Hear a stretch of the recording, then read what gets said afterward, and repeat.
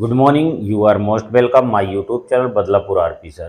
तो आज हम आप लोगों के लिए एक महत्वपूर्ण टॉपिक लेके आए जिसका नाम है habitual action. Habitual action means होता है आदत संबंधित कार्य। यानी मतलब है कभी कभी क्या होता है कि टेंस में कुछ ऐसे भी वाक्य होते हैं जिसमें आदत संबंधित होते हैं, या उसमें ऐसे वाक्य जिसमें बार बार आदत वाली चीज दिखाया जाता है या आदत का भाव प्रकट होता है, तब ऐसे वाक्य हैबिचुअल एक्शन सेंटेंस होते हैं।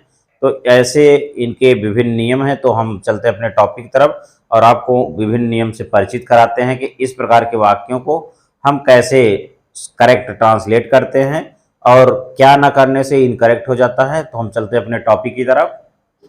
तो टॉपिक हमारा क्या है?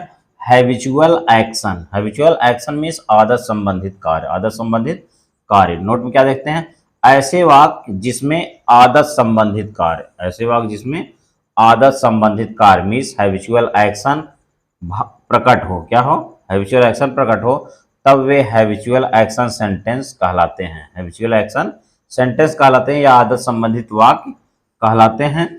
ऐसे वाक्यों की अंग्रेजी, ऐसे वाक्यों की ऐसे वाक्यों की अंग्रेजी बनाने के निम्नलिखित नियम है। ऐसे वाक्यों की अंग्रेजी बनाने के निम्नलिखित नियम है।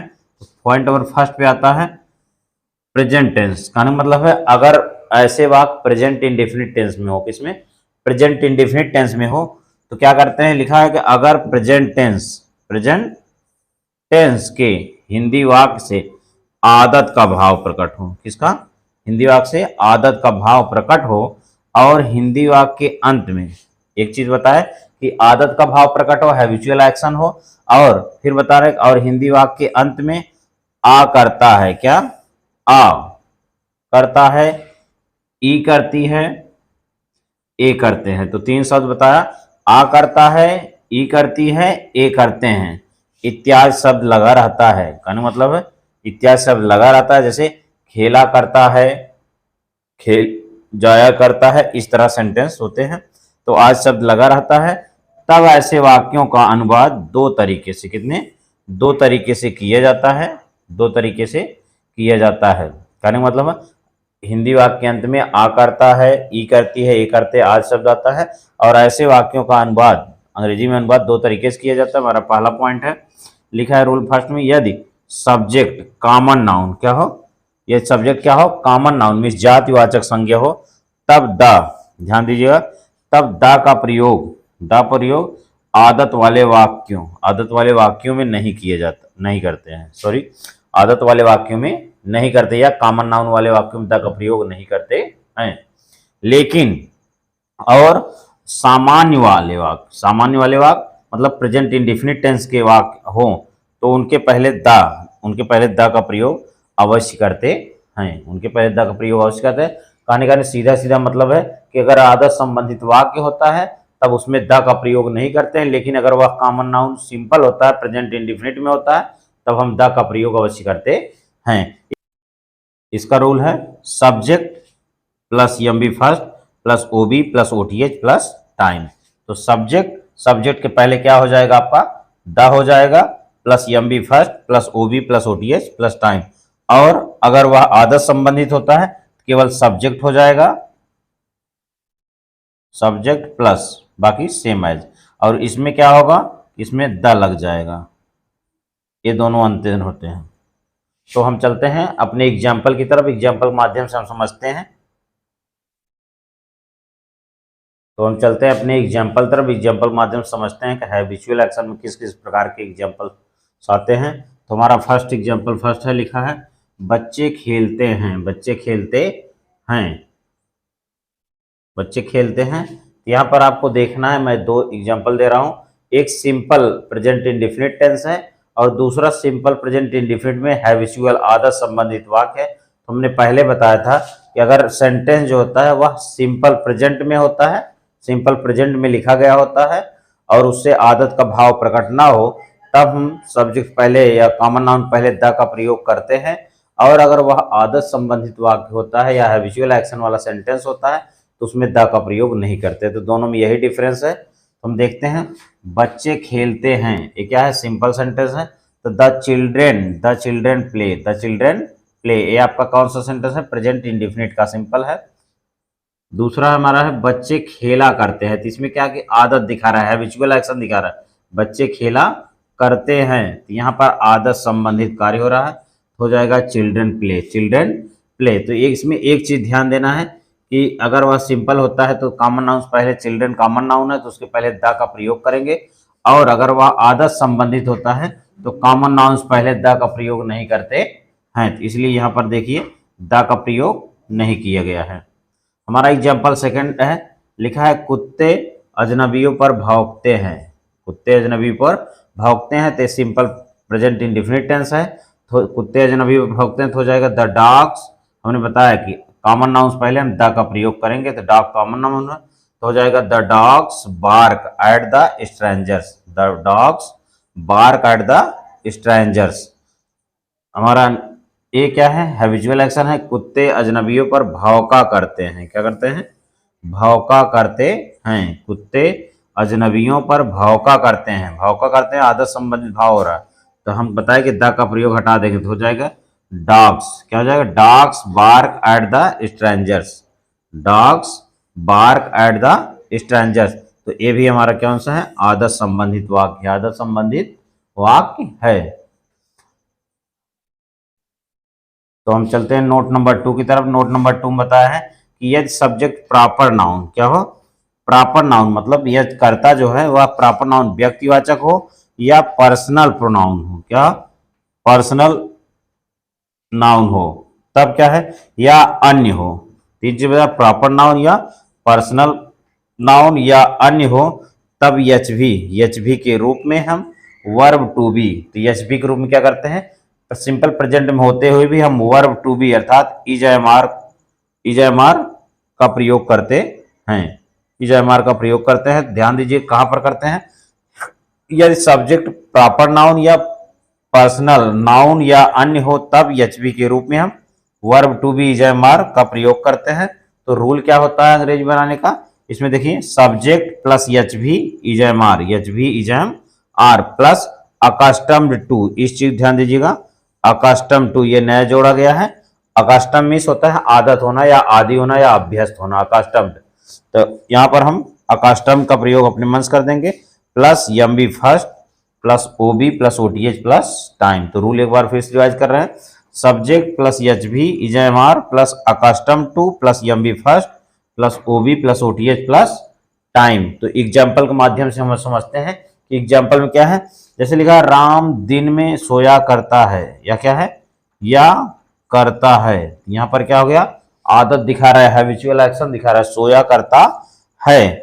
तो हम क्या करेंगे? लिख दें Ram is accustomed, Ram is accustomed to sleep in the day, sleep in the day. Ram is accustomed to sleep in the day. इस तरह हो गया। या अदर में अगर दूसरे सिंपल में करते हैं तो हो जाएगा Ram slips in the day. Simple में अगर करते हैं तो हो जाएगा Ram slips in the day. हमारा दूसरा एग्जांपल है, जैसे वे लड़के प्रतिदिन क्रिकेट खेला करते हैं, खेला करते हैं। तो यहां पर हैबिचुअल दिखा रहा है, खेला करते हैं। तो हैबिचुअल में क्या होगा? जैसे वे लड़के तो हो जाएगा those boys, those boys are accustom to, those boys are accustom to play cricket daily, play cricket daily. Those boys are accustom to play cricket daily. या इसको अगर सिंपल में करेंगे हो जाएगा those boys play cricket every day या daily. हमारा last example है, यह कुत्ता दूसरों पर नहीं भौंका करता है। तो करता है आया है, यह कुत्ता दूसरों पर नहीं भौंका करता है, तो हो जाएगा this dog is not accustom to bark at others.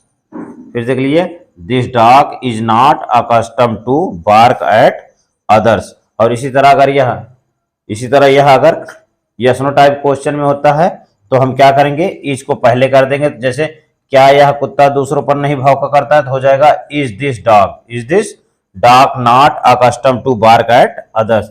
इस तरह हमारा अदर भी सेंटेंस बन जाएगा। तो हम चलते हैं अपने नेक्स्ट रूल की तरफ। नेक्स्ट रूल में हमारा रूल नंबर 3 है, तो रूल नंबर 3 में क्या है, लिखा है अगर आदत संबंधित अगर आदत संबंधित वाक्य पास्ट टेंस में, किसमें, आदत संबंधित वाक्य पास्ट टेंस में दिया गया हो और ऐसे वाक्यों के अंत में वाक्य अंत में आ करता था, ई करती थी, ए करते थे, क्या, फिर देखिए, आ करता था जैसे वह रोज क्रिकेट खेला करता था, खेला में आ रहा है तो हो गया हैबिचुअल, खेला करता था। और ई जैसे वह ई करती थी, मतलब कोई काम ई में आए जैसे वह हैबिचुअल दिखे। उसके बाद ए करते थे जैसे जाया करता था। इस तरह अगर सेंटेंस आते हैं आदि आए तब ऐसे वाक्यों की अंग्रेजी बनाने के लिए यूज टू क्या करते हैं, तब ऐसे वाक्यों की अंग्रेजी बनाने के लिए यूज टू या would plus M B first का प्रयोग करते हैं। ध्यान दीजिएगा, अगर आदत संबंधित वाक्य आते हैं तब हम यूज टू या would plus M B first form का प्रयोग करते हैं। इसका रूल है, ये रूल आप देख लीजिए, रूल में है subject plus use to plus M B first plus O B plus O T H, O R अथवा करके है। अगर निगेटिव होता है तो यूज नॉट हो जाता है, यूज नॉट टू हो जाता है अगर वह निगेटिव है। और निगेटिव में है अगर हम सिंपल पास्ट में करते हैं तो डिड नॉट यूज टू हो जाएगा। क्या हो जाएगा, डिड नॉट यूज टू। तो रूल एक बार फिर देख लीजिए, अगर वह सिंपल में है और आदत का भाव प्रकट हो रहा है, subject plus use to plus M B first plus O B plus O T H होगा। और निगेटिव करेंगे तो subject plus use plus not plus to plus M B first plus O B plus O T H. और इसी को अगर simple past में करते हैं तो हो जाएगा subject plus did not use plus to plus M B first plus O B plus O T H होता है। हम चलते हैं एग्जाम्पल के माध्यम से समझते हैं। जैसे हमारा फर्स्ट एग्जाम्पल है, लिखा है वह दिन में सोया करता है, तो हो जाएगा he used to sleep in the day, तो he used to sleep in the day, तो वह दिन में सोया करता है। जैसे अगर इसी को हमें निगेटिव बनाना, जैसे वह दिन में नहीं सोया करता था, तो हो जाएगा he used not to sleep in the day. या और दूसरे तरीके से कर सकते हैं, जैसे हो जाएगा he did not use to sleep in the day. इस तरह हम बना सकते हैं। हम चलते हैं अपने नेक्स्ट एग्जाम्पल तरफ। लिखा है जैसे मेरी दादी मुझे रात में कहानियां नहीं सुनाया करती थी। तो यहाँ पर क्या है, आदत का भाव प्रकट कर सुनाया करती थी। मेरी दादी मुझे रात में कहानियां नहीं सुनाया करती थी, हैबिचुअल दिखा रहा है, तो हो जाएगा my grand mother use not to tell me stories at night. फिर देख लिए, my grand mother use not to tell me stories at night. या ओ आर अथो करके हम बनाते हैं। अथो हम देख लेते हैं, जैसे my grand mother did not use हमने बताया कि अगर सिंपल पास्ट निगेटिव करते हैं तो हो जाएगा डिड नॉट। तो my grand mother did not use to tell me stories at night. तो हम इसको दो तरीके बताए, यूज नॉट का प्रयोग कर सकते हैं या डिड नॉट यूज का प्रयोग करके बना सकते हैं। हमारा एग्जाम्पल थर्ड है, लिखा है वह गांव में नहीं रहा करता था, आदत बता रहा है, तो हो जाएगा he used not to live in the village. या अथवा करके बना सकते हैं हम, he did not use to live in the village. तो हम चलते हैं अपने नेक्स्ट टॉपिक वुड की तरफ। यूज ऑफ वुड में देखते हैं, जैसे कि हमने बताया था यूज टू प्लस वुड का प्रयोग होता है हैबिचुअल एक्शन में। तो वुड थोड़ा सा डिफरेंसेज है। वुड का अर्थ क्या, वुड का प्रयोग क्या होता है, इसका प्रयोग पास्ट टेंस, कहाँ, इसका प्रयोग पास्ट टेंस में आदत प्रकट करने के लिए क्या करते हैं, आदत प्रकट करने के लिए तब किया जाता है। आदत पकड़ने के लिए प्रयोग तब किया जाता है जब भूतकाल मतलब पास्ट टेंस में कोई कार्य कभी कभी होता था और ऐसे वाक्य में एडवर्ब्स ऑफ फ्रीक्वेंसी मतलब क्रिया विशेषण की आवृत्ति जो है का प्रयोग होता है। तो क्या एडवर्ब ऑफ फ्रीक्वेंसी जो है क्या क्या है? ऑफन, जैसे ऑफन प्रायः, अक्सर, ऑकेशनली कभी कभी, फ्रीक्वेंटली अक्सर या पुनः, रेगुलरली नियमित रूप से, समटाइम्स कभी कभी, नेवर कभी नहीं, डेली रोज प्रतिदिन, एवरीडे एवरी वीक। इस तरह बहुत सारे एडवर्ब्स ऑफ फ्रीक्वेंसी वाले शब्द इस ऐसे वाक्य में आते हैं। तो तब हम क्या करते हैं? एचवी के रूप में वुड प्लस एमबी फर्स्ट का प्रयोग करते हैं। तो हम रूल चलते हैं। रूल हमारा देख लीजिए, लिखा है subject plus would plus MB first plus OB plus OTH. और यह अगर निगेटिव होगा क्या हो जाएगा? Subject plus would plus not या never plus MB first plus OB plus OTH. तो हम चलते हैं एग्जाम्पल के माध्यम समझते हैं। जैसे एग्जाम्पल देखिए कि वह कभी कभी, यहाँ आ गया कभी कभी मेरे पास आया करता था। यहाँ देखिए आया करता था, ये क्या हो गया? हैबिचुअल दिखा रहा है कभी कभी। तो हो जाएगा he would sometimes, he would sometimes come to me, he would sometimes come to me. दूसरा एग्जाम्पल है वह रोज स्कूल जाया करता था। क्या है? जाया करता था, आदत बता रहा है। हो जाएगा he used to go to school daily या every day, he used to go to school daily. तो हमारा नेक्स्ट एग्जाम्पल है, लिखा है वह रोज स्कूल नहीं जाया करता था। हैबिचुअल दिखा रहा है लेकिन यह निगेटिव है। तो वह रोज स्कूल नहीं जाया करता था, हमने बताया था कि इसको निगेटिव में नॉट कर देंगे तो हो जाएगा ही वुड नॉट। क्या हो जाएगा? He would not go to school daily, he would not go to school daily. हमारा एग्जाम्पल चौथा है वह झूठ कभी नहीं, वह झूठ कभी नहीं बोला करता था, बोला करता था। हैबिचुअल दिखा रहा है तो हो जाएगा he would never tell a lie, he would never tell a lie. हमारा नेक्स्ट एग्जाम्पल है, जैसे वह रोज रसोई में भोजन पकाया करती थी, हैबिचुअल दिखा रहा है, आदत संबंध दिखा रहा है। तो हो जाएगा he used to cook food in the kitchen daily, या इसको ऐसे भी कर सकते हैं he would to cook food in the kitchen daily. तो आप दोनों तरीके से आप इसको बना सकते हैं।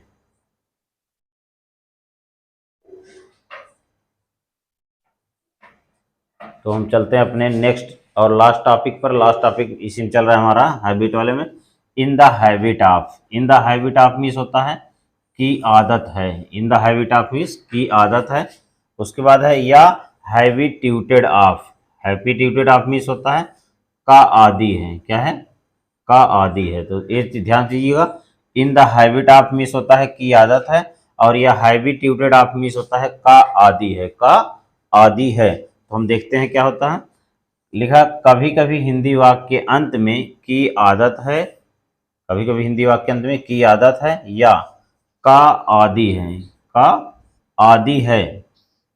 आज शब्द आए तब ऐसे वाक्यों का अनुवाद निम्न प्रकार करते हैं। तो इसका रूल क्या होता है? हम रूल देखते हैं। रूल में है सब्जेक्ट प्लस एचवी में आपका वर्ब टू बी होता है, इजम और वाज वेयर होता है, plus in the habit of या इन हैबिट्यूटेड ऑफ। तो हम दोनों को पता है कि इन द हैबिट ऑफ प्रयोग करेंगे या in habituated of, plus MB ING form plus OB plus OTH, MB ING form plus OB plus OTH. तो एग्जाम्पल माध्यम समझते हैं, हम देखते हैं कि क्या है। जैसे वह शराब पीने का आदी है, तो यहाँ पर आदि आ गया तो आप क्या कर सकते हैं? और जब आदि आ गया तो हम इन द हैबिट ऑफ का प्रयोग करेंगे या हैबिट्यूटेड का प्रयोग करेंगे। तो हो जाएगा जैसे he is in the habit of, he is in the habit of drinking wine, he is in the habit of drinking wine. या इसको ऐसे कर सकते हैं he is habituated of drinking wine. दूसरा देखते हैं, या उसकी शराब पीने की आदत है, उसकी शराब पीने की आदत है। हो जाएगा he is habituated of drinking wine, he is habituated of drinking wine.